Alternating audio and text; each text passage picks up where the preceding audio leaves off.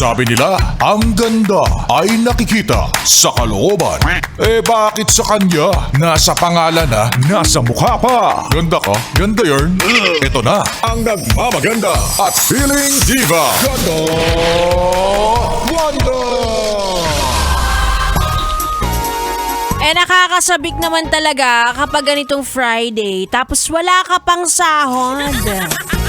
Paano ka naman magiging social climber niyan sa BGC mamaya?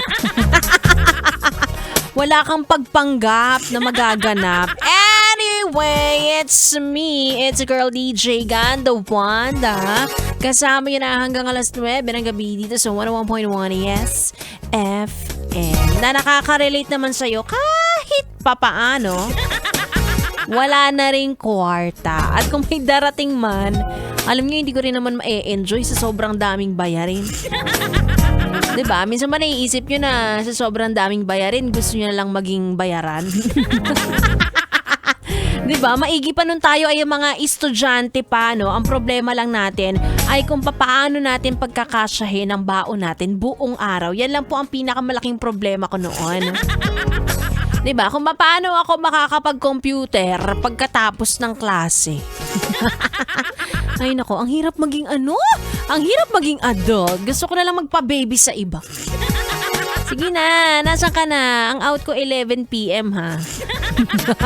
Anyway, Friday na naman mga yes friends. Super OA na naman ang traffic pa uwi, panigurado. Sige na, alam ko naman na hanggang 9 PM ka pa dyan sa kalsada. Tignan mo ang kapulahan sa kahabaan ng EDSA. Wala pang Pasko pero pulang-pula na, di ba?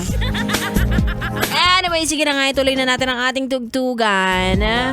Bumirit ka muna. Dito lang yan sa stasyong number 1 sa Kalokohan. 101.1 Yes FM. 101.1 Yes FM.